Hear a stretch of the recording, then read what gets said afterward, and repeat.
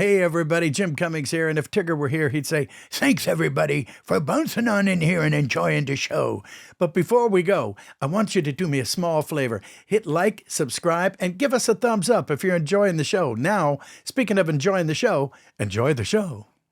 Welcome back, everybody, to another episode of Toon'd In with Jim Cummings. I'm producer Chris, joined as always by the legend himself, Mr. Jim Cummings. Hey, Chris, it is great to today, be here. sir? We are live and kicking today. Yes, we have a very special guest for you today. You know her from SpongeBob, the Fantastic Four animated series. Oh, the list just goes on and on. Your credits are incredible. I mean, Metal Gear.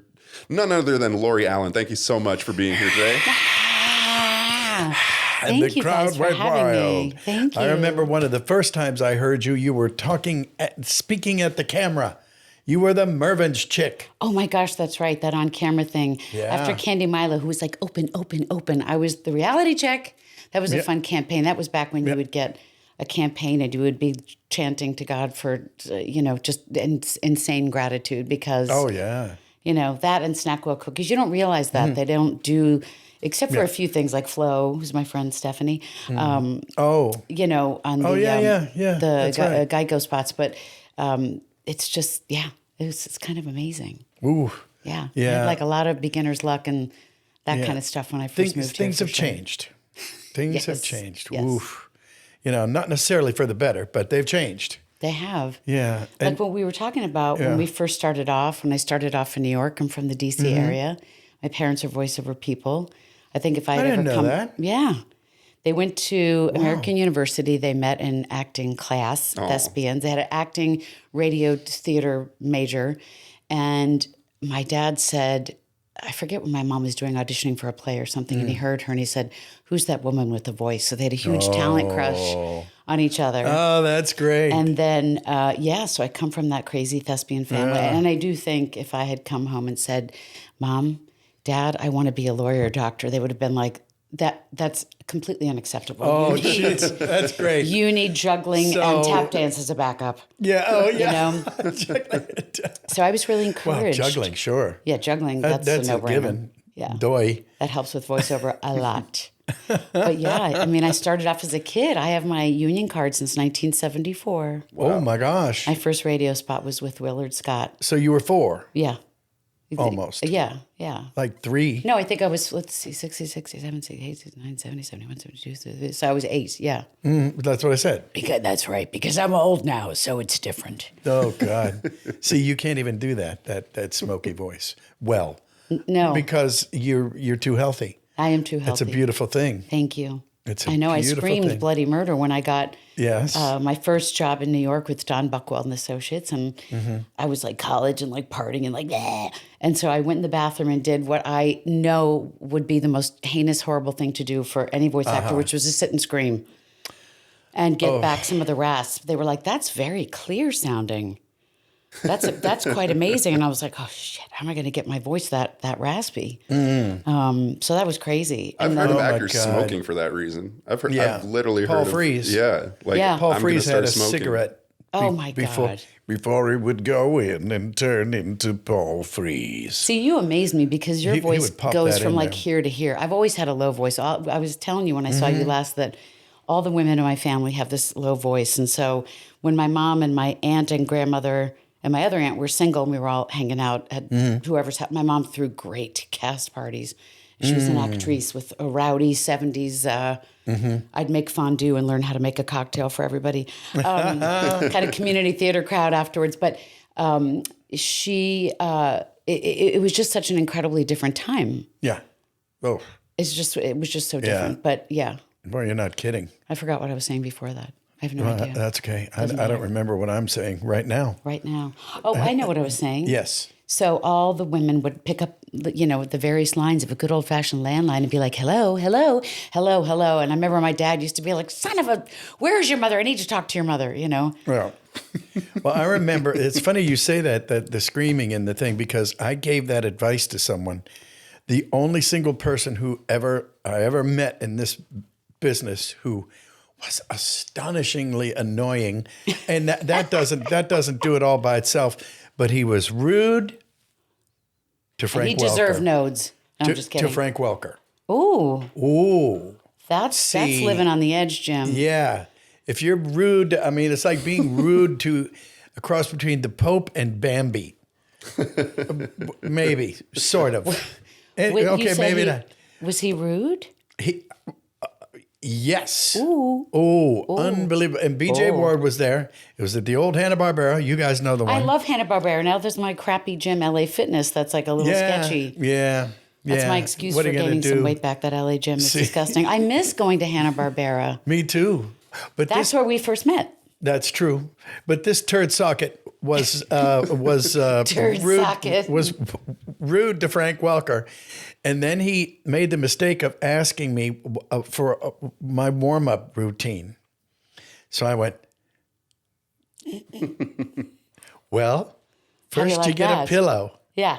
Then you put it over your head and you shriek at the top of your lungs, high, holy heaven, just for like,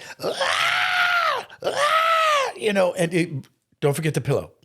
Because your neighbors will, the cops it's are also going to come. Good anger management. Yes, and he goes, so that's how you do it, huh? And I told it was for Winnie the Pooh. Oh my gosh! And I could only hope that he did it and lost his voice for. Isn't that crazy? But, have you had? I don't usually act like. Well, maybe I do. Your voice is so strong. Like you can scream and you can get into that gritty place of your voice. Yeah. Well, I think it's I'm interviewing you. Rock so, and roll. what is your vocal? Have you noticed? Do you have to do a vocal warm up of any kind, anytime? Well, I do the old, and it's what Andrea Romano and Sue Blue. I took their workshop. Me too. 1,000 years ago.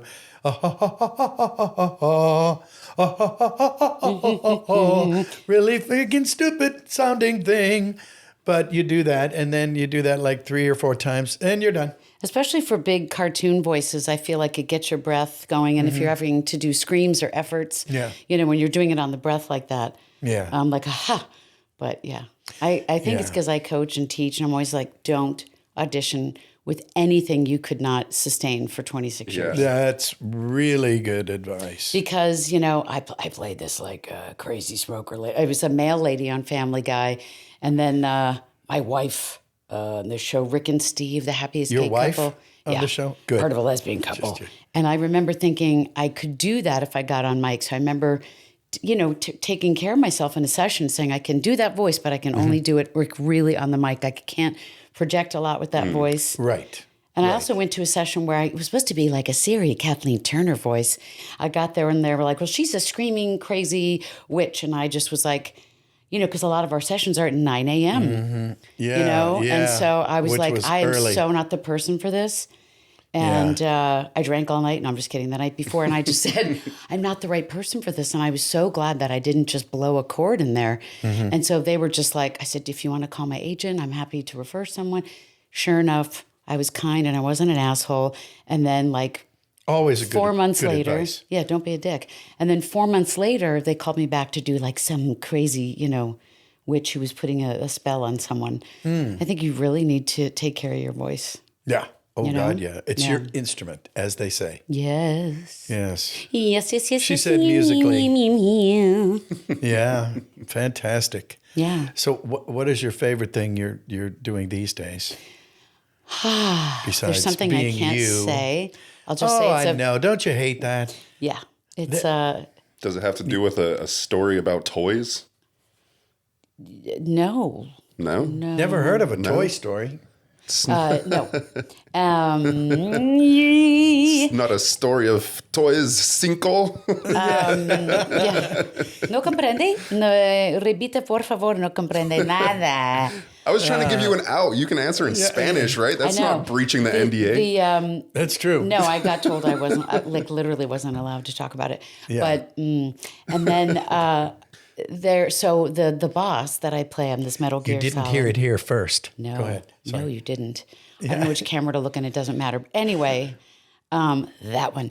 So the boss is this character that I played in the Metal Gear Solid gaming franchise. And I forget if there's 5. Would you know? Would you remember? 5. So the prequel is in the 3rd third round of games, and my character is like why the whole thing exists. And I don't think I really realized just how badass I knew she was badass when I was recording it, but I didn't know that it would be the thing that is now. And so what we're working on, or what we just finished, was, there's always sequels of like musicals and TV shows and movies, and so they're redoing this game like remaster, but our voices are the same.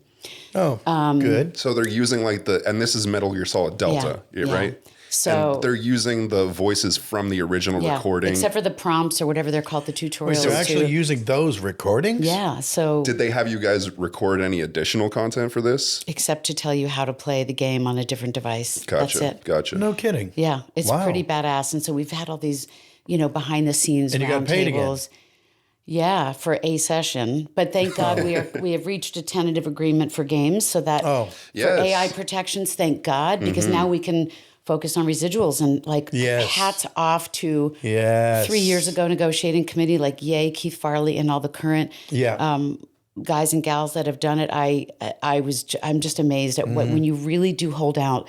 We are talented. The AI, you hear it all the time, and it's like Jim Cummings is that.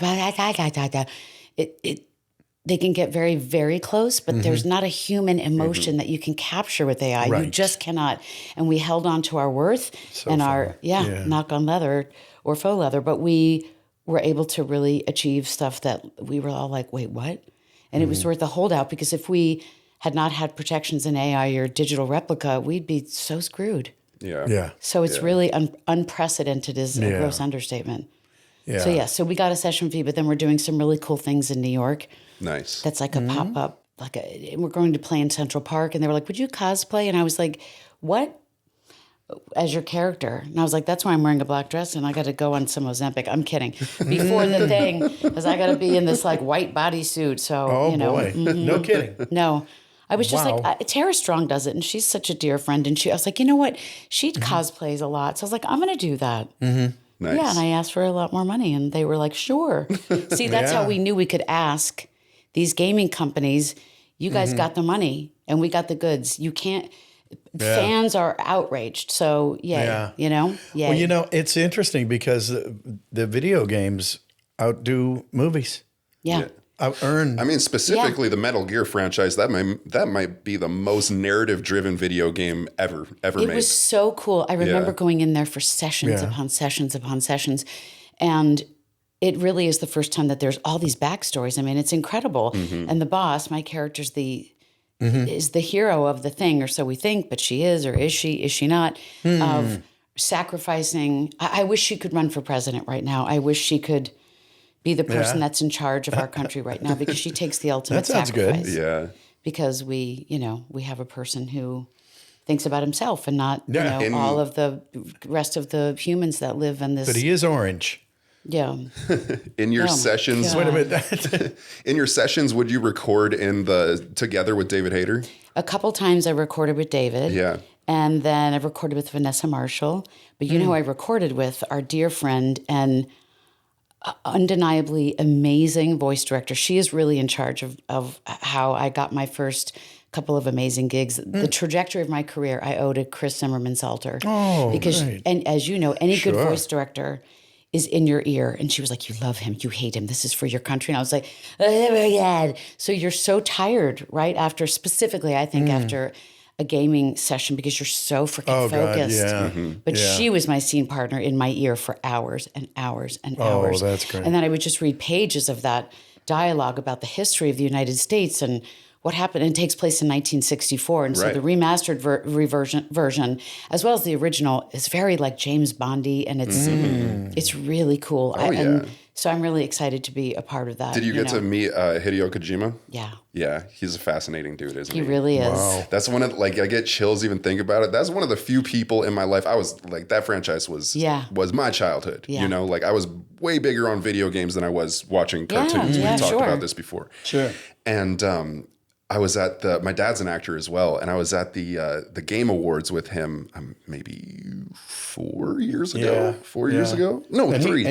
Yeah, it wasn't that long. And he This is a different Game cleaned Awards. up. Yeah, he did win, but that was a different year. Anyway, we're standing in line to go walk the red carpet, you know, like father son. Yeah. And Hideo Kojima's right in front of us, and I was like, "Oh my god!" Like, He's that's brilliant. And I know- Kojima-san. Like, no way, cool. no and he way. left Konami, of course, which is like, you know, the Disney or the Paramount or whatever of Japan. And so, you know, when he left, I think people were like, "Oh my God!" But he really wanted to go off, and it's almost like, you know, Beyonce leaving Destiny's Child. Yeah. She was like, "I want a solo career." I mean, he's a visionary. He's a visionary. Yeah. It's like I was finishing watching the yeah. Pee Wee documentary, and he was such a visionary. Like he just was like, "I'm going to make performance art," and that's what he did with. Wow. And you with- did the with Pee Wee. stage show. I Yeah, did. Yeah. I remember auditioning for the Pee Wee show, and it was a lot of voice actors, but there was also a lot of improv, like Groundlings. Oh, people. I would think. And so we had to do all these different voices of like, Cherry, I got to do Cherry. And it was so fun to sing this song, You Can Sit on Me. That was really fun. And the flowers. And then I got to play a horse, Ginger the horse. And our lovely friend Phil Lamar took over Yes, for I Bones know. Fishburne. I was just so I about got to to say be that. his Yeah. horse. And he had to sit on me there too. Yes. But that was really fun auditioning because you had to be able to do the understudy for Miss Yvonne. And I grew up watching like Soul Train and Pee Wee. Like I was a weird kid. Nothing much has changed. But Train.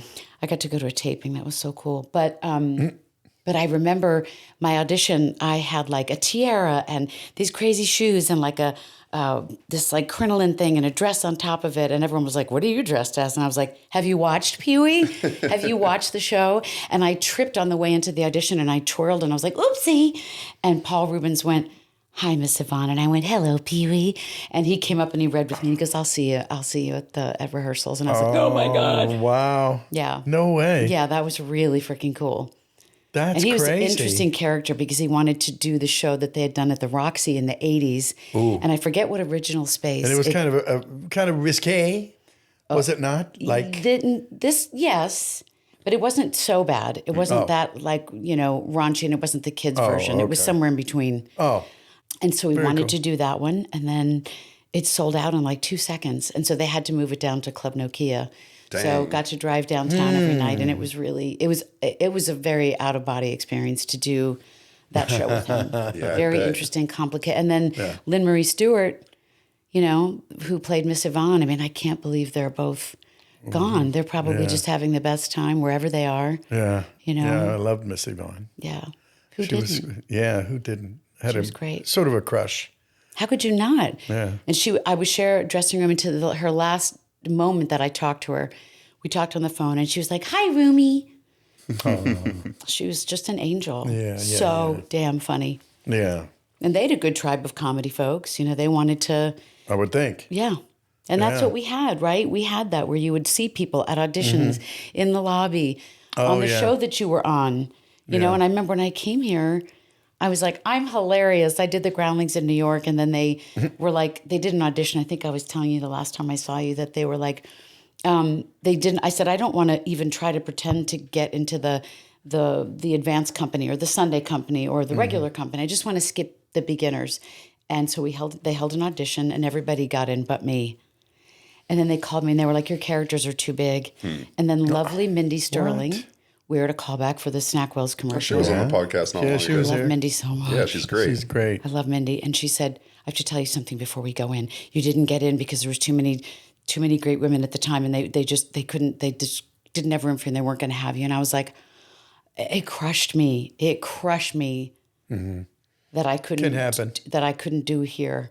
But, you know, I might not have met you. I might not have met my husband. You know what I mean? Like everything Yeah. happens for a reason, but it was soul agree. crushing. Yeah, Soul crushing. didn't feel all that good at the time. No. You know, well, But shit being on a show happens. with you felt fabulous. Yes, it was, and I'm trying to think of the first one. I might have, do I have a note on that? Probably. I did a lot of good homework here, but we were On Swatcast. in the Fantastic Four, and I was a bit player. I was in and out. You were Sue Storm. That's right. Sue But, Storm, the yeah, Invisible you were Woman. Sue Storm, and I was Bill Clinton in one of them. There was That's the year that he was. Oh yeah. Yeah. You were Bill Clinton on Fantastic Four? Yeah. I was Damn, so proud. I got to play that back. Yeah. But I had taken a bunch of classes when I got here, same as you. And I remember Charlie Adler looked at me and said, "You're insane. So that's good. I just had Charlie on the other day too. He said, you have a larger than life crazy ass personality and don't ever change. Don't let anyone tell you that you're too much in your personal, professional life. You're going to work and don't ever, ever, ever shortchange yourself, and don't let anybody tell you otherwise." And so the workshop was with Andrea and Stu Rosen and Chris Emmerman-Salter. And then Chris brought me in because, I was like foul-mouthed and I don't know, can we curse? Yeah. Oh, fuck, good. Thanks.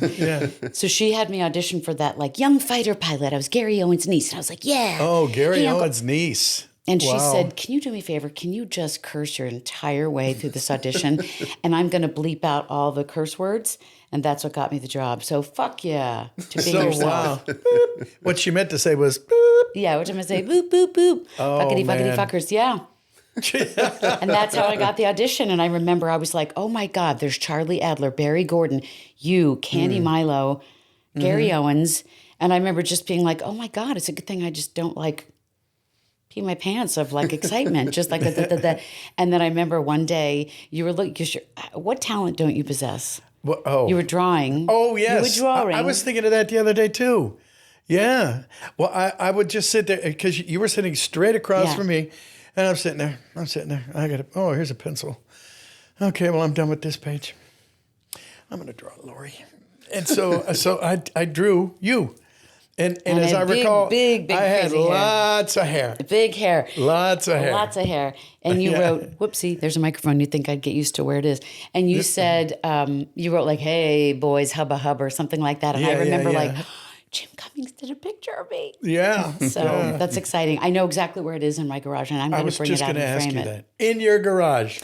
Well, because you know how they say that if you don't go through your garage when you move in the first year, you'll never go through it. So now I have reason to go through it and find it. Oh, good. Well, I feel better now. Good. But I'm glad you have that. Yeah. It was so great. Well, you're very photogenic, even though it wasn't a photo. Thank you. Thank you. But it was the year I moved here. Siri told me so on the way over. Wow, Siri knows everything. She really does. It's kind of spooky. Yeah. It is really spooky. Wouldn't it be weird to be one of those voices? Like there is a lady that is Siri. There is a Siri out there. I know. Let's find her. Let's find her and get her on the podcast. Yeah, right? That's voice acting, right? That's still considered voice acting. Absolutely. Right? I think speaking of AI, I think she has to negotiate her contract every, blankety blank months so that she can say more things. And I think they tried to AI her voice so that she could say a bunch of other stuff. And she was like, you're going to stop that and you're going to pay me the way you used to pay me. So yay us for good. It's so different now than when we started. Well, the first one I ever did of those was, and that was the Beverly Center. You were the voice of the Beverly Center? No, but that was one of my first best impressions. Yes, please take the ticket at the Beverly Center. Yes. How in the hell are you supposed to understand her? I don't think you are. No, I'm not. You're not supposed to. But you take the ticket. You do take the ticket. Please take the ticket. Yes. Please take the ticket. Please take the damn ticket. What a ticket. This is big time showbiz voiceover, folks. You're not getting this anywhere else. That's right. That reminds me of when I grew up. I grew up in Vancouver, Canada. And on Vancouver Island specifically in Victoria, and there was a ferry that you had to take back and forth. Oh. There was these massage chairs, and you would sit on them, and it'd always say, "Hello and welcome. Please insert the coin." And it would just be over and over. Like, I swear that And that voice. was on the ferry. You had that experience, Yeah, not in like a hotel room. You would put like a little loony in, You put a little loony, a dollar coin for you non-Canadians out there. A little dollar coin. You put it in there. You get a nice little massage. But that just reminds me, there's somebody who voiced her out there. Yeah. There's some person that was that That's voice. the thing. There's so many different parts of the voiceover spectrum, if you will, that just didn't exist. I mean, there was somebody doing that stuff before us, but now there's all these other things to do. Like, what's the stuff called? Roy Samuelson does it. what's it called? Audio description. Oh, I thought you were going to say ASMR. Oh. No, I love ASMR. Do you really? It is the most calming thing. Do you did actually? one- I feel yeah. like it's a woman thing. I feel like I just don't get the appeal at all. I love to I hear- remember your daughters would be doing that with like the nails and like the. I like the nails tapping. There's nails tapping. There's one of this person scratching your back. I'm like, that's so nice. And then you fall asleep. But I like to do, I always look up this one woman who plays with Play-Doh and she does the bubble wrap. Because what person doesn't like to play with bubble wrap? Yes, that's true. Yeah. Yeah. I remember bringing that to soothe myself on a few situations. I can't remember, a long time ago. It's good anger management to stomp on and be like, son of a bitch, pop, pop, pop. Yeah. You had mentioned SWAT Cats that both you and Jim were in. That was your first project together, I believe. Yeah, that you worked on it was together. the year I moved here. I moved here post riots, pre-earthquakes. It was 1993, and I'd taken some classes and got cast right away. Thank you to Chris. Mm-hmm. And that, I said, I learned that was on the spot training. I mean, talent, sure, drive, sure, but just insane luck, you know, and being willing to take class and always having the student mindset. Mm-hmm. You know, that's good. Yeah. I think that's important. Speaking of Charlie, he was half of the SWAT Cats. Yeah. I think. Or he and Barry. Yes, he and Barry. You're right. Yeah. And then taking class with Charlie was something that I did like whatever that is 30 years ago. Go, be a sec. You know, you're like, oh my God. It's sort of, you have diarrhea and then you get up and like vomit out a character. It's great. Yeah. That would be, especially the vomit part. Yeah. He would appreciate that. Of course he would. Yeah, we've had him on, and he's so calm and mellow. He's really mellowing with age. No, he's not. No, he's not. Like, at all. And he's doing a solo show. Yeah. At the end of the month. I just got my tickets. We saw him this weekend at NostalgiaCon. Yes, that's right. I've never felt so old and so happy at the same time. Yeah.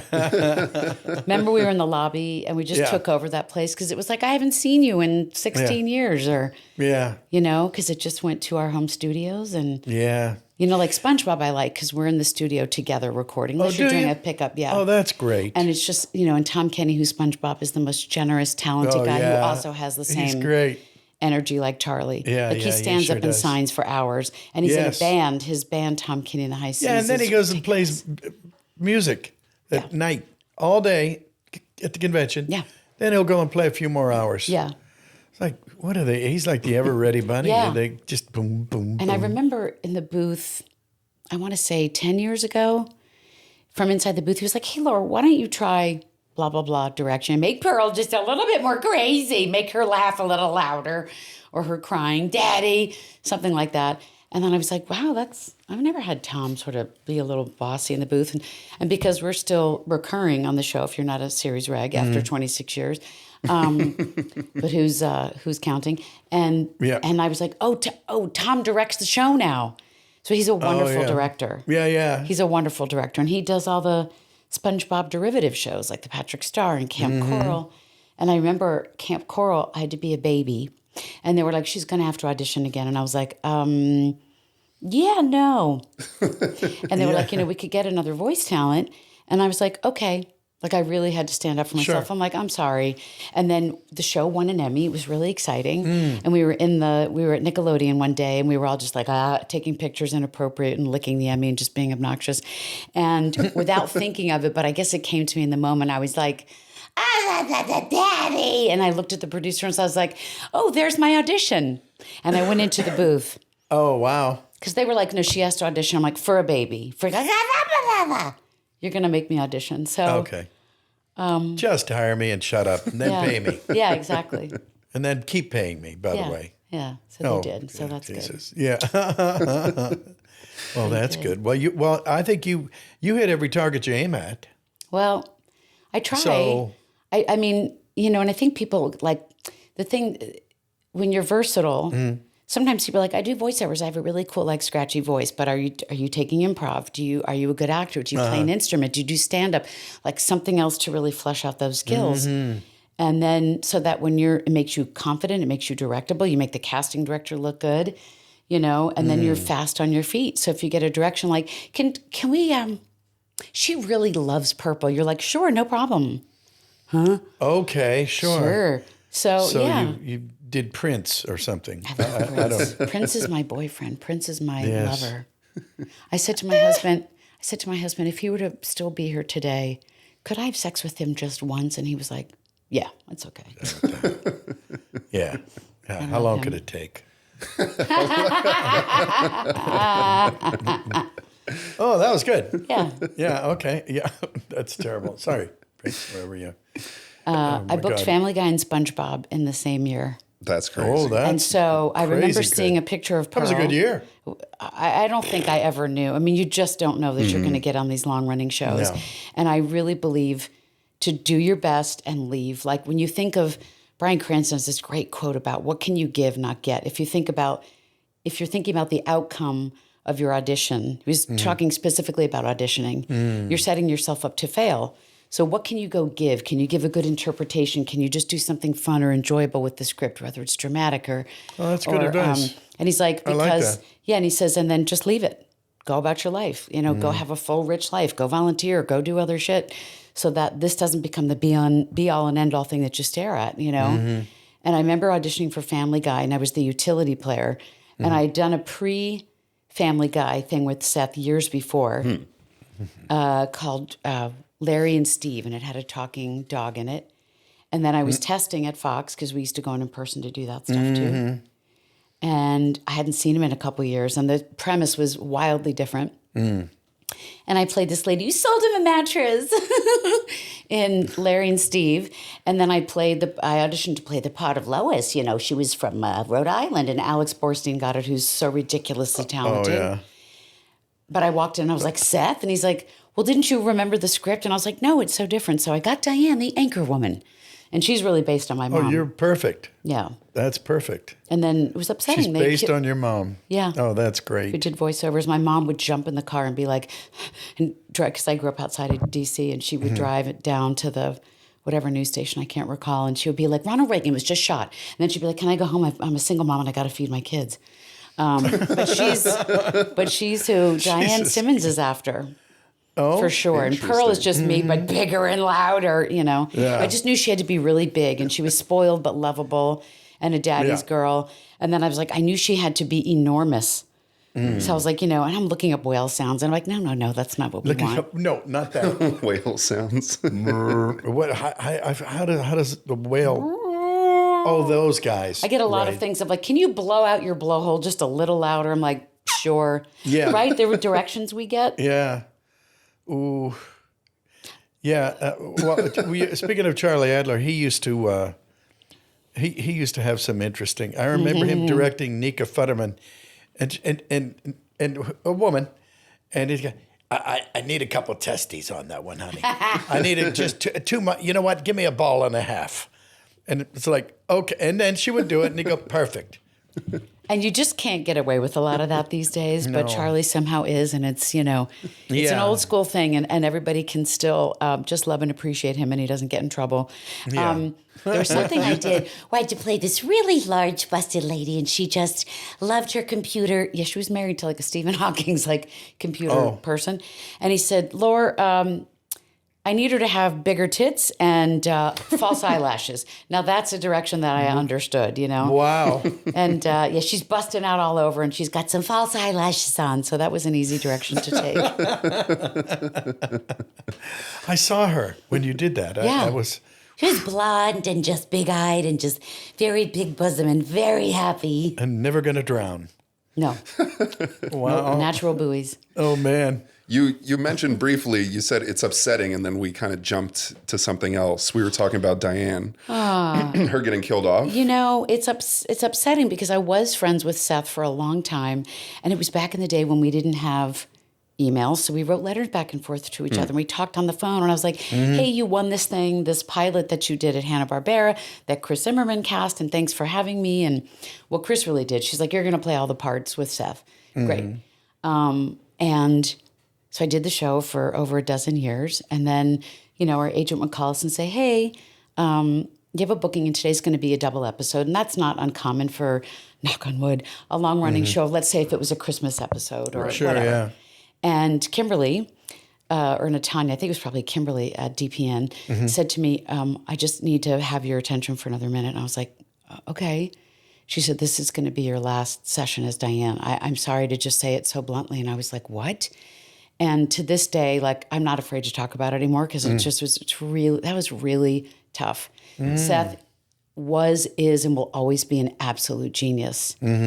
And I just remember, like, and I remember being in the casting office and Linda LaMontagne was like, you can't be here. And I said, this is when I went in to go do ADR my last day of screaming. Oh, for God's sake. And I said, Linda, I'm here to have a granola bar and some throat tea. I'm really not that intimidating. And I have to use the restroom. Like, what the hell? What gives, you know? She was like, you can't be here. And I snapped. And I was just like, my God, you guys didn't give me any warning. Yeah. I've been on the show for over a decade and I'm friends with you guys.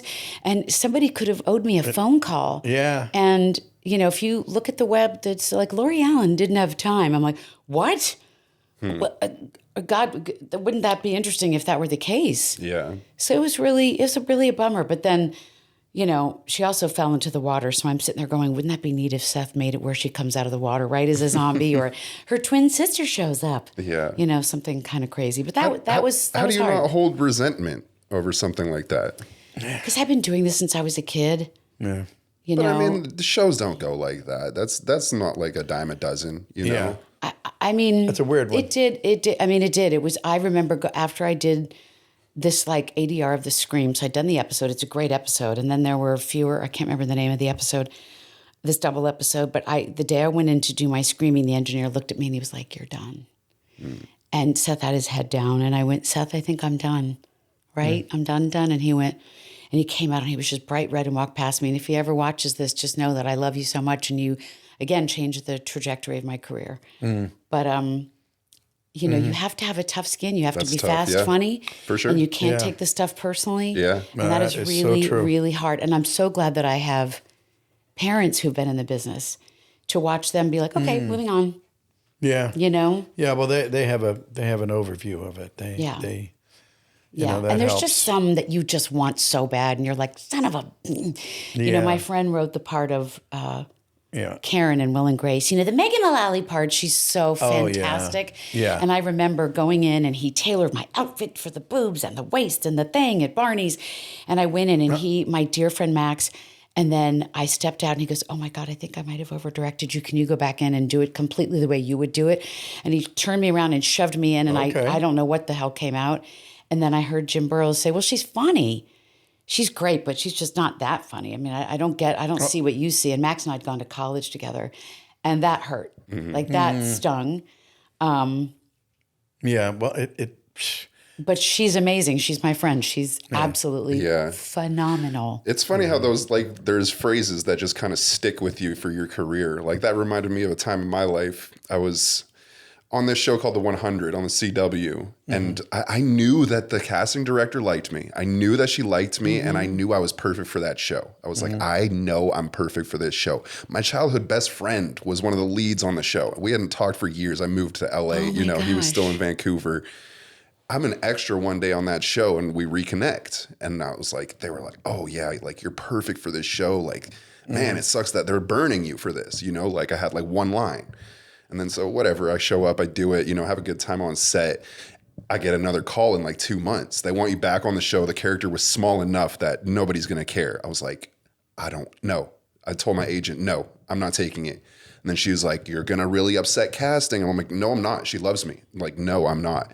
And then my agent begged me to take this role. And he was a day player, and I'm like, no, like, I could really spin this into like something, Yeah, and then she was like, no, she convinced me to take it. And I'm not going to say I regret it, because like, it was a good time and everything like that. But I know deep down I was right. I know they would have still gone after me. It's really interesting to kind of, to hold. Yeah.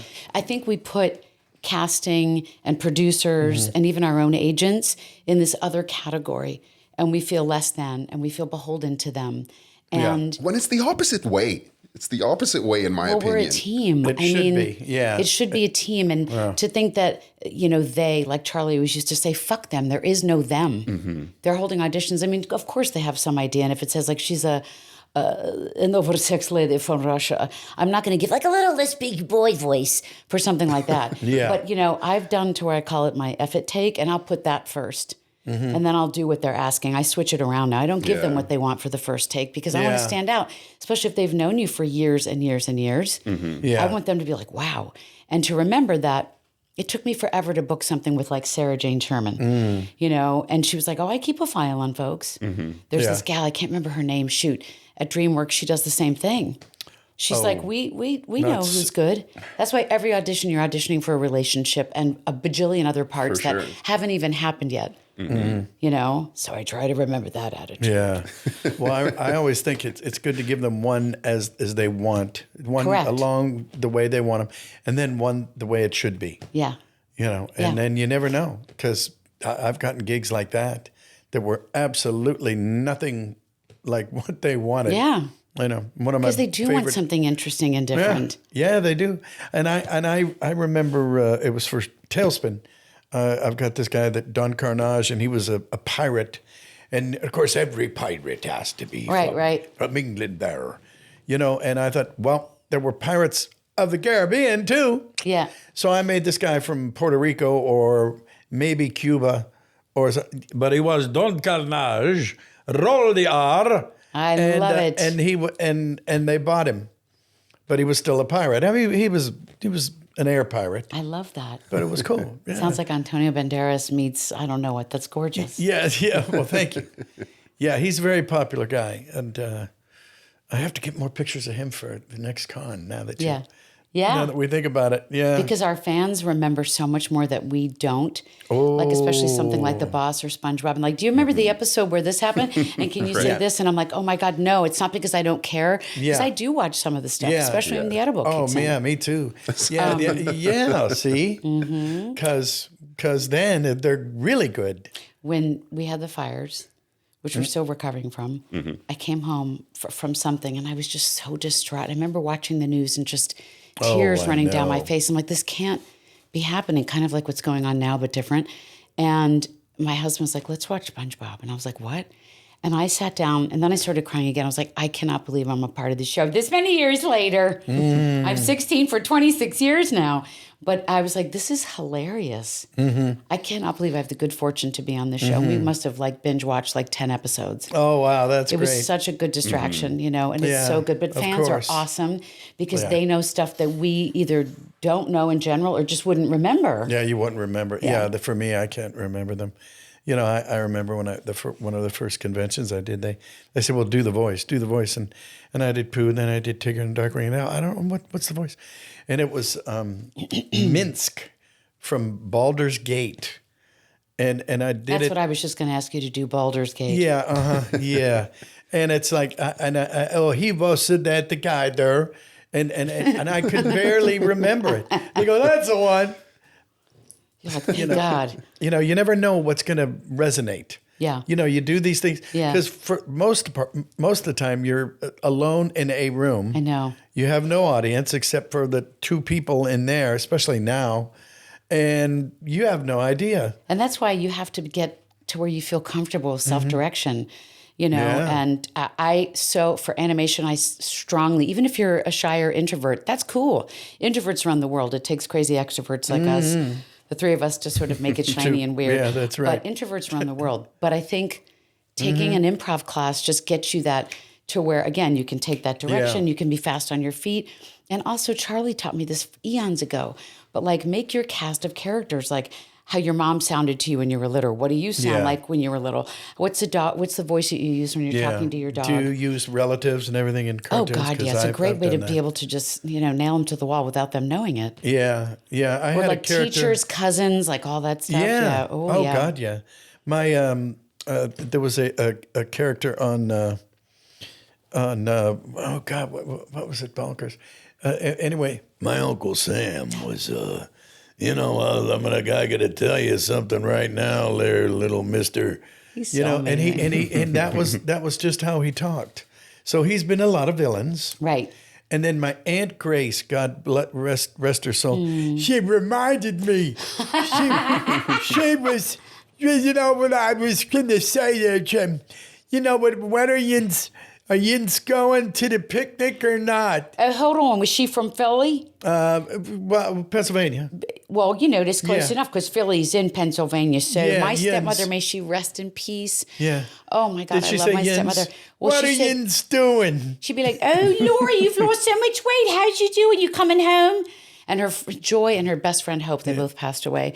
And they were such young, hilarious gals. And Hope's voice was this piercing, high, wonderful thing. She'd say, "It's so good to see you." And I was like, "You just cracked a bunch of windows." Oh, man. And dogs are like, "Oh." Yeah. But I love that Philly accent. Oh, yeah, I booked a lot of stuff with that Philly. Philly. Oh, yeah, because the L's are swallowed. Yeah, Oh, they yeah. are. And then you put that on an audition and people are like, "Oh, that's crazy." Yeah. You can put it in a sandwich. Yeah, exactly. You can put it in a hoagie. Yeah. You can go down by the shore and eat that hoagie and be like, "Oh my God, I booked that shit. That's awesome." I love the Philly accent. Yeah. And I just, tap all the weirdos from my neighborhood and everything. I'm sure you've done that. Or celebrities that you don't do well. Yeah. Or celebrities you do. Right. The only... See, that's my philosophy. I did get to voice match Jennifer Coolidge, and I was like, "Oh God, if I had known, I would have wore a second set of Spanx." I don't understand. What's happening? The gays, they want to kill me. The gays. And Liza Minnelli is those are the two. Yes. I don't know how I figured that out. You've always done her really well. I think it's just because I'm a gay man on the inside. But I was doing the Groundlings in New York, and I walked by, and I heard her going, "Say yes, something's coming, something's good," and her voice like pierced out of this club. Yes. And I was like, "Oh my God!" And I stopped and stared at her. I was like, "I love her so Pierced much." is a good. And then I just did this crazy Liza impression, and now she just sounds like this. She's got that same low, crazy voice. Is she but still I love out her. there? She is. Okay, When I saw her at the Hollywood Bowl during the fire, she was like, "I'm going to sit down in a chair and I'm going to sing comfortably because my hip is totally messed up." Oh, wow. She sounds just a little Cabaret? crazy. She was amazing in Cabaret. Mm-hmm. Oh my God. I've never seen it. I should see it. It's really We were wonderful. talking about it the other day, somehow or another. Especially when you have to sing something for an audition. You have an amazing voice. When you were telling me last weekend of all the things that you've sung, I was like, "Oh my God, I don't think I knew all those credits of yours." Yeah. I get to be a stunt singer. That's so cool. How did that first happen for you? I don't really know. I think maybe, the California Raisins. I was lead singer for the California Raisins many thousand years ago. Dorian Harewood, Cam Clark, and Brian Stokes Mitchell, the four of us. And I was the lead singer. So, and I just kind of styled him after, because I was a Motown kid, Yeah. the Temptations, and that was me. So I just kind of put them all together. And in fact, my audition was "I Can't Get Next to You." Right. Because it was all five of the Temptations. So you did all five, right? So I faked my way through all five of them, and they were, "Okay, yeah, you don't suck." And and then because they figured right away, I crammed down the fact that I could do multiple characters, and they all sang. So they said, "Well, shit, let's get this asswipe." Yeah. He he's the wrong color, but But my favorite He's thing, the right man for the job. Yeah. And I remember for the callback that I was sitting there and I want to say it was at Waves, but I'm sitting next to this girl and she gets a call on her phone. So she went, "Hello." Those big 90s like, "Hello." Yeah. The cell phone that took up half your car. Yeah. And she says, "No, he's not here yet." "No." "Well, okay, when he gets here, I'll let you know." Okay. And then she puts it down and goes, "Boy, Mr. Cummings is really right on time today." And I said, "Oh, you waiting for Jim Cummings?" She goes, "Yeah." "You're the nice black man on the tape?" And I said, I love it. "Sure, whatever you say." So I was the nice black man on the tape. That's awesome. Yeah. That's so incredible. But I mean, I didn't even think of it as that. I just thought of it as the Temptations. Yeah. They were black. So, what are you going to do? I had an audition yesterday, actually, the day we got back from WonderCon. Wow. And she was this evil, very put-on witch. And she was like, and she made tidal tendrils that would reach out and, ow, sorry. the microphone is like a new thing for me. Yeah. And so I had to sing for something. And so I think like I did play some old Jewish lady typecasting, and I did like a Bruno Mars, like Uptown Funk, don't give it to me. And then this other thing, I did like, you say the price of my love is not the price that you're willing to pay. So if you find like 16 bars or 32 bars, and then you improvise a little with that song, like you just put it right at the end of your audition, and you just do your best. And I can put it in whatever key as this alto person I have sing down here. Oh. But yeah, singing on shows is awesome. Yeah, I think it's the coolest thing. It is the coolest thing. I agree. Yeah, I agree. I always like, this guy sings? Well, let's do that. Yeah. Then. Yeah. And you don't always have to sing well. Like I did this Whale of a Birthday song on SpongeBob. It's all about you, Pearl, on your 16th birthday. And I got to sing, and because they knew I was a singer. And then they were like, nope, less singy. No, less singy. Definitely not musical theater. Okay, definitely not pop. So I was like, do you want like basically like spoken words? And I forget what the lyrics are now. Gordon Lightfoot. I mean, But I was just like, I love my birthday, da da da, and I was like, let me sing, But since then, I've gotten a chance to sing, which is great. Yeah, we like that. Yeah. Well, I knew it was, well, we all know it's good, but I remember thinking when I very first started in the business, I had my one daughter, she's in her 40s now, Liv, and whenever, we'd sit around watching cartoons, and a song would come on, and next thing I know, she's 2 years old, she's standing up, she's marching around the room, dancing, and it was a song, it was a cartoon, then song was over, sit back down. So I knew that I said, okay, so music, cartoons, singing, we like. We like that. Yeah, we do like that. And no matter what age we are. Yeah. I got to sing with this show called The Huggle Monsters. And it was so fun because Tom Kenny, who plays SpongeBob, actually. I've got that in my It's notes on your here. By list. God, that was you. And this is a great... I remember thinking, okay, what characters can I smush together to try to think of something unique? It's not that unique, but it said that she was a very dingy and just like a happy-go-lucky mom. It was just a little sort of off, right of center, but that she was a really good... So I was like, I love the way Goldie Hawn talks and how nothing really lands when she speaks. And then I just added in this warmth and breathiness. And so I got to, this low alto girl got to do this really sweet sort of voice like that. And I played Mama, and Tom Kenny played Jado. And he's so versatile like you. It's sort of absolutely not fair. Oh, yeah. And so, we were so tickled that we got to do something that was so not what we have normally be cast in. It's always nice. Yeah. Yeah, we like that part. You like that. Yeah. Because you get to stretch as an actor. That's right. And we like stretching. And then you'd be on your phone and Lisa Schaefer would be like, you're up. And you're like, nope, I can do the line. I just was texting my friend. I was just tweeting. And Oh, God, I haven't seen her in a while. I know. I haven't seen anybody in a while. I'm glad to see you. I'm glad to see you. Yeah. It was so nice at WonderCon. We were like, you want to sit down and actually talk? Yeah. And then 3 hours later, we were like, we're not going to have a voice, Yeah. But it really just makes me so happy because I found my tribe when I moved to LA. I found my tribe of funny, weird circus folks. That's true, yeah. You being one of the main ones. Mm-hmm. Yeah, I always think of it as circus folks. I mean, we really are. Yeah. I felt weird in high school. I was teased. I was bullied.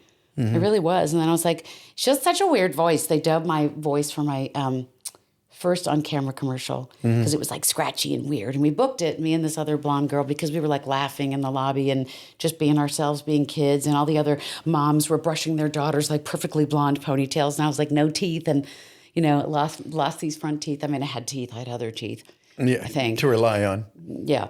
And then we went in and we booked the commercial, but then they dubbed my voice. And I want to be like, ha, ha, ha, ha, ha, ha. Wow. They really were like, her voice is kind of weird and scratchy as a 5-year-old. She doesn't sound like a typical 5-year-old. I got teased, and now I'm like, well, look at me now, Mom, So there, no kidding. Yeah. Yeah, no, and where were you born? So I was born in Maryland, outside of the D.C. area. Okay. And my mom and dad performed at Arena Stage, sort of like if our Amundsen Theater or out here, or the Geffen or something like that had a repertory company. And so my mom was the leading lady, and I believe she actually did parts when she was still in college. And so did my dad. And then he left and started a advertising company. And then he hired me and my sister. No kidding. So right away, I just sort of, I learned on the spot. Yeah. Wow. Yeah. That's very good. Well, this wasn't Mervin's, was it? No. Okay. It was for Shakey's Pizza, and I have the real celiac where I really can't eat wheat, and it just be like sick for days. And my dad was like, I don't care, the show must go on. And he was like on a single handheld camera, which we didn't do back then. Yeah. And we were at Shakey's Pizza looking at the camera like, it was a really cool commercial. It won all sorts of awards. And for me, they had a spit bucket because I was like, bleh, in between like every take. Oh, that's right. Yeah, that's right. Ooh, yeah. Yep. And for the people who don't know what that is, it's when you're pretending to eat, and then because if you would keep eating, like for take 12, you'd have to order another pizza. Yep. And so what do you do? Spit it out. You spit it out. You spit it out. Because I don't eat meat. And so I did this on camera commercial for like Healthy Choice. And at the callbacks, they said we were just going for the sandwich, that we weren't eating on camera. And so they're like, so at our callbacks, Slate, please again. Hi, Lori Allen. Do you eat meat? No. Do you have any allergies? Wheat. And they were like, okay, great. And I was like, I'm never going to get cast in this thing. But I had a spit bucket. And so I was really excited that I could do that. That's right. Yeah. Could have been nitroglycerin for all you knew. And you could have still got the gig.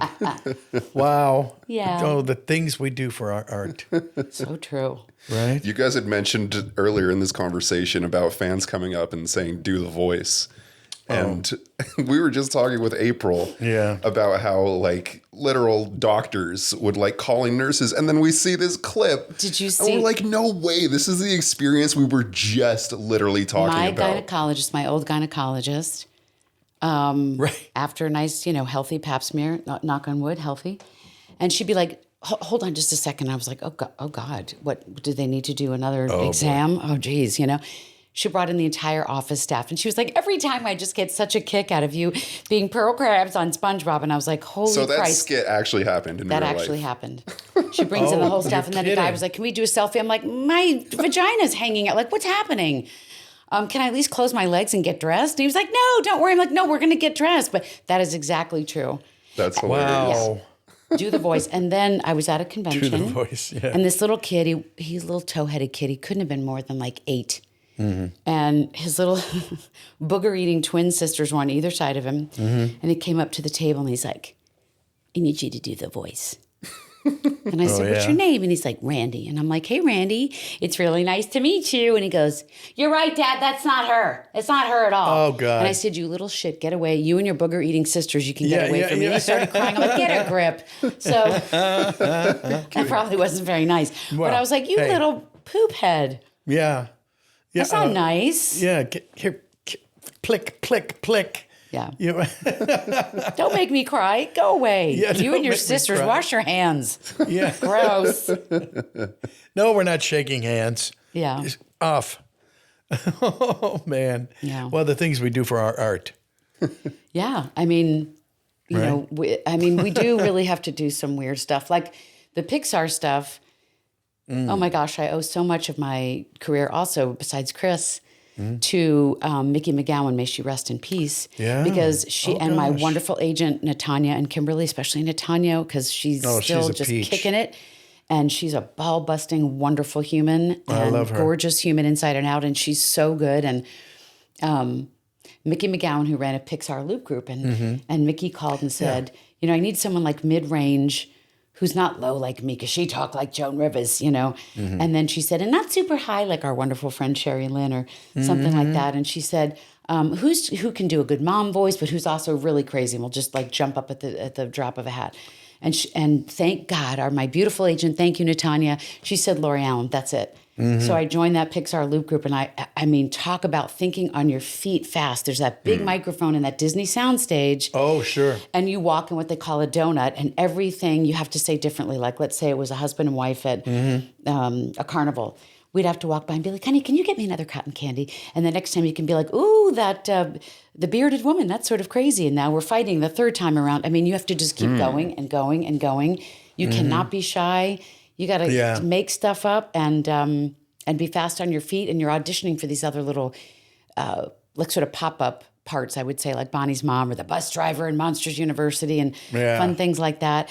And you're auditioning in front of each other. I mean, you got to have a tough skin. You got to Oh, be boy. persistent, and you got to have a tough skin, and you got to not take it personally. You just have to leave it That's in right. your booth, drop it, leave it at the mic, and be like, I'm going to go for a walk. I'm going to go have lunch. I'm going to call a friend. Because otherwise, it just will eat Mm-hmm. Otherwise, you up. yeah. Yeah. Yeah. Well, you know, I don't take myself seriously, but I do Yeah. take the work seriously, 100%. right? I mean, I do. I when I'm coaching, because I coach and teach and do people's demos, I'm like, I would prefer that somebody breaks the script down like it were a live action piece. What's the pre-life? What just happened? Where are you coming from? Who are you talking to? Are they right there? Are there people, far away? If it's an evil queens aren't evil all the time. They're going to have one moment of being very, very insecure. And Yes. like a really bratty, cool, confident kid is going to have a moment where they're like, oh man, they're picking on me. Yeah. So where's the levels and cadence and in acting and what's your relationship to the person, place, thing that you're talking to or about? And half the time it's not in the sides that we're given because we're Right. not given the full script. You got to make it up. yeah. So I will write like keywords to myself. I'll write my intention at the top of the scene. Oh, wow. Yeah. Well, that's good advice. Yeah. I really. Now you tell me. Yeah. Jeez. I still think there's hope for you yet, Jim Cummings. Yes. I'll plod through. Yeah. You'll make Yeah, it. we like plodding, so to speak, Yeah. as long as it's not too deep. But I always wanted to know, when did you know that you were going to join the circus? Did I ask you that? I hope No, not. Because but that's what I feel like, Yeah. that we We really are circus carny folk. Yeah, We really are. Yeah. I remember. So I watched my parents. My mom was also the SAG-AFTRA president in Washington. So I remember Oh, doing my I homework didn't in the know. back Wow. of the room there. So it's in your blood. It is And it because was. my Your folks. father's father was a performer. Mm-hmm. My mother's mother was a performer.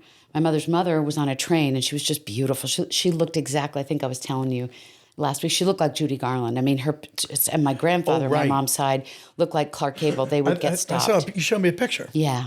And she got asked to Beautiful. be in Gone with the Wind, and my great-grandmother said no. So then when my mom wanted to go off to summer stock with like Ned Beatty, my grandmother told her yes. So anyway, I watched them. I watched her be a union, a good union gal. And I really wanted to dance, so I started off as a dancer mostly. But I had to do this thing in like, I don't know, it was like second or third grade, where I had to do 3 blind mice. I mean, I'm not especially tall at all, but I was for some reason at that time. And the minute I got to boss the little kids around by being the mouse or whatever it was, I was yeah. like, oh, I'm in. And then I did Annie Get I Your love Gun. telling people what to do. Exactly. And then I got to do Annie Get Your Gun, which is this community theater. My mom was like, well, I'm not in this production, but I'm producing. So I've got my eyes on you. So Phyllis Ehrlich, very similar Baltimore, Maryland accent, she would pick me up with a cigarette and the windows closed. And she Yeah. would take me to the theater. And I would just like kind of keep tying my orange little frizzy bows in my hair, just putting on lots of blush. And there were these women in their bras, having a cocktail before they'd go on. And I was like, these are my people. And I just knew that like thespian people were Women my in people. their bras. Mm-hmm. Okay. They were just waiting to get dressed because Backstage. it was hot backstage, you Yeah, know? sure. And I would fall asleep. And I was adorable. Yeah, I'm sure. And I fell asleep on stage. And I just Wow. loved it. But you got the job. Yeah, I did. You fell asleep on stage. I fell asleep because she sang us a lullaby. And I was like, I have homework to do. And it worked. It was 9. Oh, wow. Yeah, so between 3 blind mice and this musical, I was like, I am in the circus. Yay. Yes. There really, besides like spraying spraying perfume and doing makeup on people, right after I graduated college, I started working the next year. And so it doesn't go unnoticed on me. Again, talent, yay, drive, sure, but just the right place at the right time. Sure. And just being at like, Doesn't hurt. And forming relationships with people and always wanting to stay in class. I'm in a writing class right now. Like, Oh, yeah? I'm writing my solo show. Finally, my teacher won't let me stop. He's like, write it, do it. Talking to a use Siri, talking to your phone or the computer and write this sucker and get it done. Oh, wow. But I think it's important to just always stay creative somehow. I mean, there's just, because otherwise we don't know what to do with ourselves. Yeah. Like you have That's this true. great podcast, Yeah, yeah. Yeah, it is a lot of fun. I get to hang out with you and Yeah. all sorts of cool peeps. Cool peeps. And looks like everybody likes it so far. How are we doing out there, folks? Having a good time? Okay, Yes. good. Thumbs up? Okay, thank you. See? And so, yeah, so, it gets us out of the house, Yeah.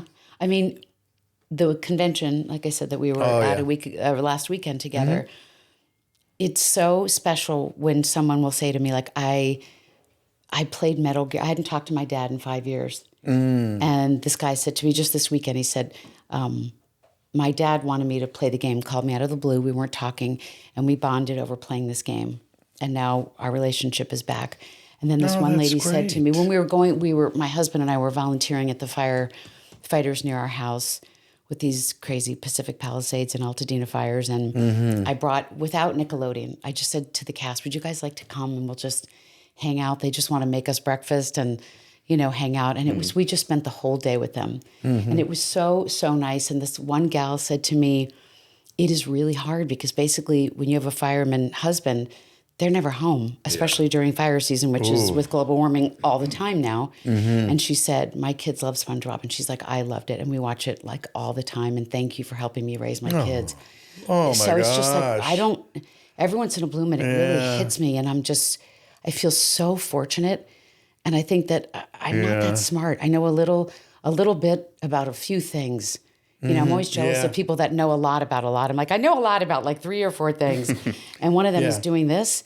And to think that it brings joy and it's just it's just the coolest. Yeah. And and the irony of it, it's like with me, because Pooh gets that a lot. Yeah. Pooh and Tigger. And I always stop and think, well, it's the thing that used to get me kicked out of class. I've said it before. And now everybody it's okay. So I learned more in the hallway than I did in the classroom. Yeah, absolutely. I'll take it. Yeah. Can't fight it. Nope. And we just, like I said, I love doing, I love mishmashing characters around. Like no one's going to know if you're doing a bad celebrity impression, right? I think that's something Charlie probably taught me. Yeah. And so I had some audition where I had to play like this, like an Austrian lesbian gym teacher. So I was like, I'm going to do Arnold Schwarzenegger because he was our president. Sure. I mean, president. Hello, governor. Governor. And he was like, California. It had like 14 syllables. Yeah, that's right. 14 syllables. And so I was like, ladies, get down and give me push-ups. Very nice. So as long as we're having fun. And I think that for the new generation, they don't know from going into the office. They don't know from chit-chatting in the hallway and having a booth director kind of help you out. Yeah. And now you're so busy being on camera too. You're busy being your own lighting person, directing person, making sure. I just want to know if the gain is good and the volume. Like so many voice people know so much tech stuff. I'm like, I just want to talk and say stuff and then make it into an MP3 and send it in. Yeah. And apparently it's okay. But like to just pull from all that stuff and to just be weird and authentic. I have this, somebody gave me a poster that said, you're a goddamn fucking magical unicorn. And I have that in my booth. That is so and I try to look at that. That's a Hallmark card, isn't it? Yeah, of course. I'm pretty sure. It's a whole line of unicorn cards. Would you like to play a game? Okay. We have a voice swap game. Know a secret? Yes, that's right. We do. Little voice swap game that we play on this podcast. And it's a damn fine game. The way it goes is Jim will say one of his character lines, say Winnie the Pooh says something, and then you'll say that same line, but in one of your character voices. Oh, I love it. Yes. I've seen this. Versa. I'm a fan of yours. A likely story. Okay. Well, okay. So who should we, Tigger, Darkwing, maybe? I don't know. Tigger. Tigger? Okay. Okay, here's an easy one. The wonderful thing about tigers is tigers are wonderful things. Don't know about anything about tigers, but tigers, I know I'm missing the middle part, are wonderful things. It was a little too subtle, but hey, it'll. What do you think? Oh. Yeah. So now, okay. It's your turn. Blah, blah, blah. Let's see. How about Diane? Yeah, how about Diane? Yeah. Tom, I am not an ignorant slut. In fact, you are in the closet. Back to you in the studio. And coming up next, Trisha Takanawa with the weather. Tell him I am not in the closet, but Tricia Nakinawa is back with the weather, and I don't even think about can be remembering the other part. Back to you. Yay! I think it was verbatim. I think. Or not. Yeah, we can have it transcribed and it'll be like, duh. Who did the voice of the black reporter? Ollie. Phil Lamar. That Phil was Lamar. Phil? That's Phil, and he's Is like, that right? AccuWeather forecast. And he kind of did it just really loud. And he's so, oh my God, Phil Lamar is just one of the He's so funniest funny. humans in the whole planet. Yeah, he really is. Yeah, hell Have you of a ever nice seen guy. have you ever seen the black version? It's Cedric, our other voiceover posse, Cedric Yarborough and Gary Anthony Williams and Phil. And they are the funniest. So they did the show at the Groundlings and called the black version. So for instance, they'd get a name of a movie like A League of Their Own, and they'd be like, bitches with bats. And they'd improvise throughout the whole show. And I almost peed at one of the shows. That they're so talented, and three of the nicest Gary's guys and so insane. talented. Oh my God. We He's should so get him. crazy. We got to get him on. He's so crazy. Yeah, he is. And he was good. And what Malcolm in the Middle? Oh, I used to love him on that. He would pop up and He's such a brave improviser too. Oh my God. So they do have like one song in the black version that they'll set from time to time. And it was whatever the year that, what's the movie? Oh my God. Gone with the Wind. No, yes, exactly. Where Common and John Legend sang Glory. What movie is that from?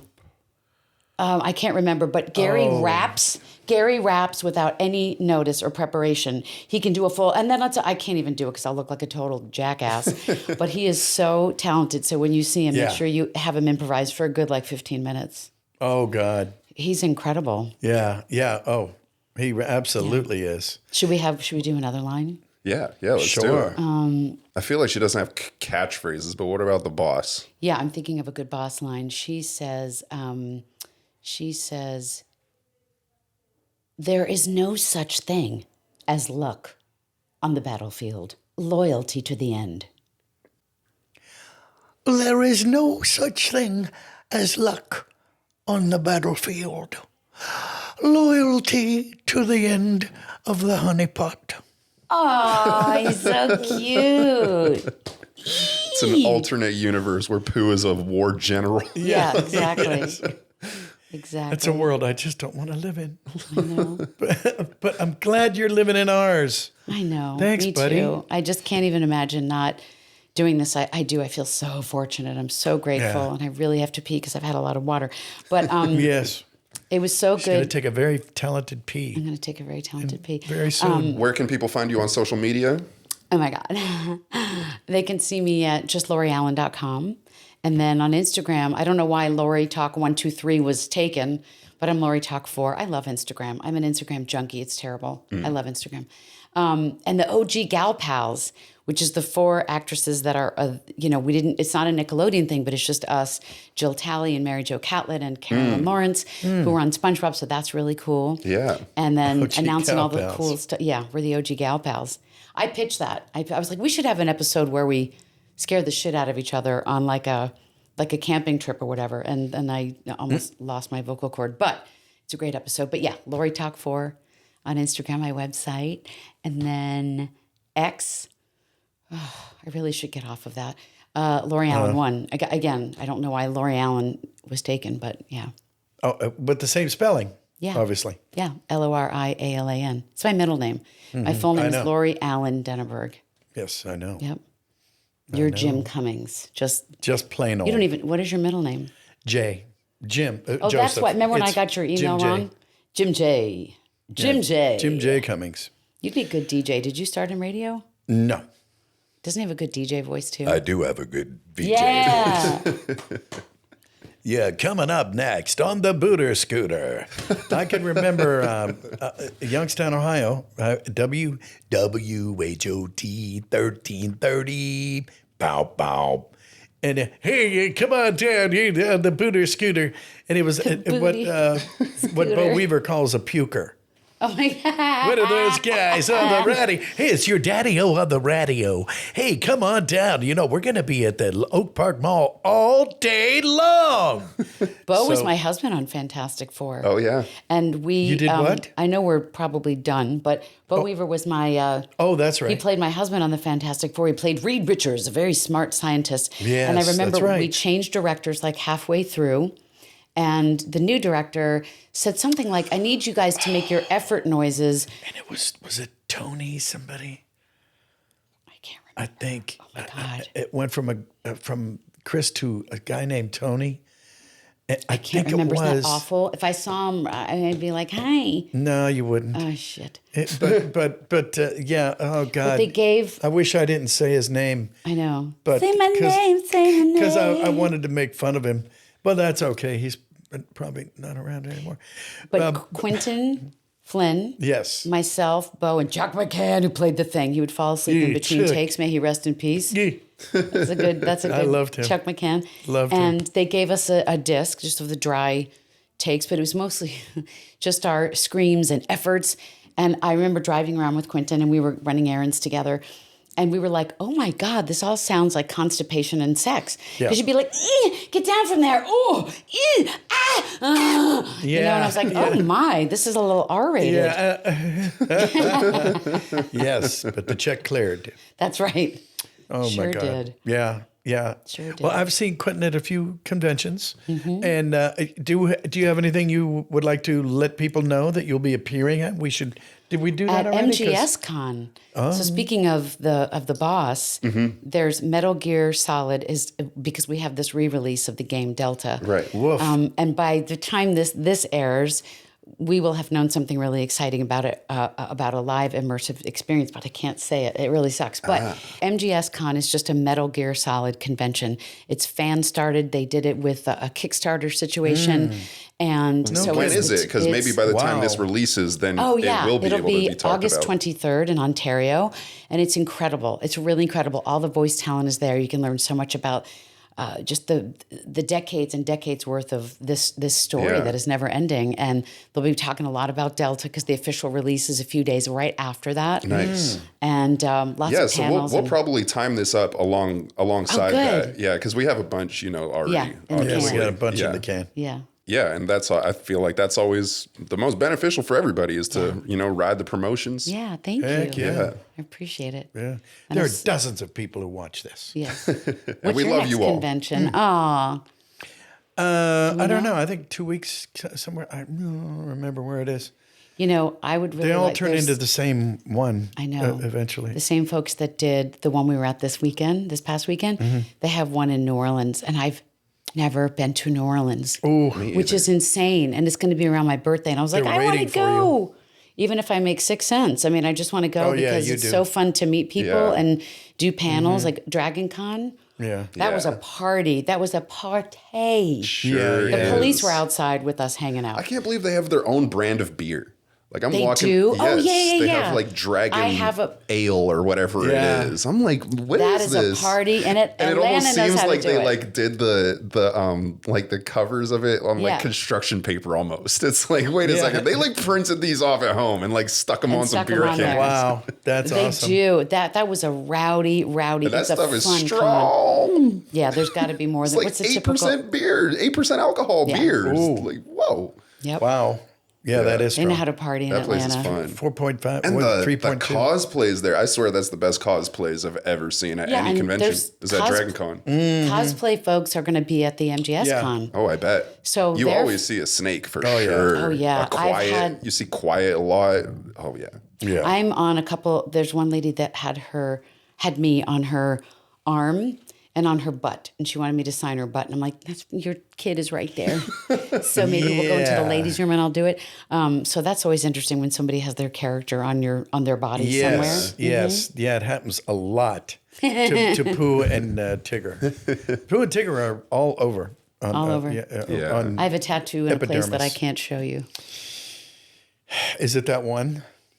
Yeah, let's not talk about it. It's that one? Okay. All There right. you go. I love you. We love Lori Allen. Everybody Love you, loves you, and Jimmy. I love you right back. Yes. Thank you Hooray. so much. Thank you very, very much for doing this. Thank you. Thank you so much for Thank having me. It was you. so good to meet you. my Absolutely. goodness. Really nice meeting you too. I'm sure I'll see you Yes. at one of these conventions soon. Yay. Yes. Yeah. And thank you guys all for watching. We hope you enjoyed this episode. If you did, please like and comment and subscribe. It really helps us. It helps you. Did you know that on YouTube, you can actually watch a video, like you can have a video recommended to you, and then it never is recommended again, not even that channel. It's a really weird algorithm. So if you like and subscribe, I mean, that'll never happen to you. And if you like this content so much, you can find bonus content on Patreon. That's right. We have little pre-roll interviews. You know, you get to see some of the behind the scenes before we even start recording. There's bonus episodes. There's episodes that are exclusive just to Patreon. There's a whole bunch of contests, giveaways, good stuff like that. So if you like this content and like this channel, go check us out on Patreon. We like all you. We love all you Patreon subscribers. Yeah, we do. Yeah, we do. Like And a lot. there's merchandise on Shopify at Jim Cummings Closet. You can get some cool stuff there. I don't think I'm leaving anything out. There will be a link in the description with any upcoming conventions appearances that Jim is going to be at, that Lori will be at. We'll include that as well. And that just about does it for today. We'll Yes, see it you in the does. next one. Once again, Thanks. thank you so much for being here. Really Bye. appreciate it. Lori Allen, Jim Cummings. I'm producer Chris. Thank you. Thanks, guys. That was awesome. Thank Thank you.